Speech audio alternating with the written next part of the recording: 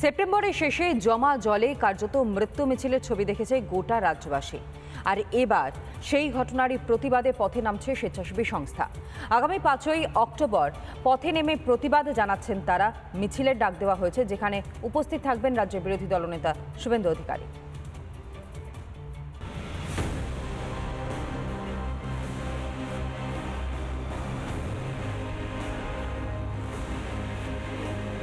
বিদ্যুতের জন্য 8-9 জন মারা গেছে।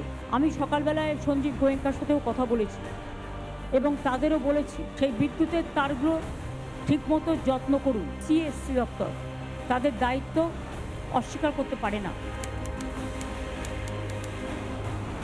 এক রাতের বৃষ্টিতে কার্যত জলের তলায় চলে যায় শহর কলকাতা। জমা জল আর খোলা তারে কলকাতায় চলে মৃত্যু মিছিল। আর সব দায় বিদ্যুৎ সরবরাহকারী সংস্থার ঘাড়ে ঠেলতেই ব্যস্ত ছিলেন রাজ্যের মুখ্যমন্ত্রী ও মেয়র। বিদ্যুতের জন্য 8-9 জন মারা গেছে। আমি সকালবেলায় সঞ্জীব গোয়েঙ্কার সাথেও কথা বলেছি এবং তাদেরও বলেছি সেই বিদ্যুতের তারগুলো ঠিকমতো যত্ন করুন। সিএসসি দপ্তর তাদের দায়িত্ব অস্বীকার করতে পারে না। আমরা প্রাণপণ চেষ্টা করে যাচ্ছি, কিন্তু প্রকৃতির হাতে আমরা সবাই একেবারে অবশ। আমরা প্রকৃতির সাথে লড়াই করতে পারি না। দায় কি শুধুই বিদ্যুৎ সরবরাহকারী সংস্থার?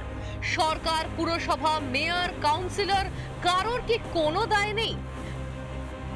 কার্নিভালের দিন মিছিলের আবেদন জানিয়ে দায়ের করা হয় মামলা দায়ের করা হয়েছিল একটি সংগঠনের তরফ থেকে, এবং যেই মিছিলে অংশগ্রহণ করবেন বিরোধী দলনেতা শুভেন্দু অধিকারী সহ অন্যান্য বিরোধী দলের শীর্ষ নেতৃত্ব।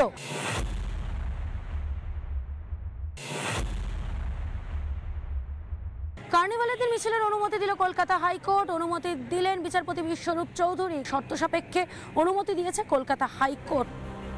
হাইকোর্টের নির্দেশ, 5ই অক্টোবরে মিছিলের অনুমতি। সর্বাধিক 3000 জন থাকতে পারবে মিছিলে। মিছিলের জন্য 3 ঘন্টার সময়সীমা। দুপুর 2টো থেকে মিছিলের অনুমতি।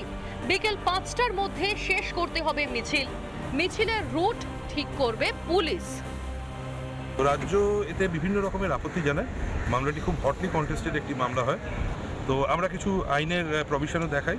রাজ্যের তরফ থেকেও কিছু জাজমেন্টস দেখানো হয়, যে জাজমেন্টসগুলোকে আমরা সাকসেসফুলি ডিস্ট্রিবিউট করতে পারি, সেগুলো অ্যাপ্লিকেবল নয় এই কেসের ফ্যাক্টসে বলে আলটিমেটলি আমাদের পিটিশনটি অ্যালাউ করা হয়েছে। কলেজ স্কোয়ার থেকে ডোরিনা ক্রসিং এর মিছিলে সহ নাগরিকদের যোগদানের আহ্বান বিরোধী দলনেতার।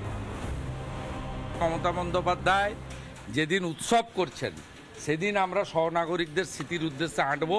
আজকে কলকাতা হাইকোর্ট ভ্যাকেশন বেঞ্চ অনুমতি দিয়েছে। পশ্চিমবাংলার কলকাতার সহনাগরিকদের আসার জন্য বলবো। পুজোর আগেই শোকের ছায়া নেমে এসেছিল স্বজন হারানো পরিবারগুলির ওপর, কিন্তু তারপরেও শিক্ষা নেয়নি প্রশাসন। এখনো শহরে যত্রতত্র খোলা তার। বারবার খোলা তারে মানুষের মৃত্যু হবে, আর সেই নিয়ে দায় ঠেলাঠেলির খেলা চলবে। ভিডিও জার্নালিস্ট পার্থ সারথীর সঙ্গে প্রিয়াঙ্কা রায়, রিপাবলিক বাংলা, কলকাতা। নানা ধরনের কন্টেন্ট দেখার জন্য লাইক করুন, শেয়ার করুন আমাদের ফেসবুক পেজ, সাবস্ক্রাইব করুন আমাদের ইউটিউব চ্যানেল। পাশাপাশি অন্যান্য ব্রেকিং নিউজের জন্য অবশ্যই চোখ রাখুন রিপাবলিক বাংলায়।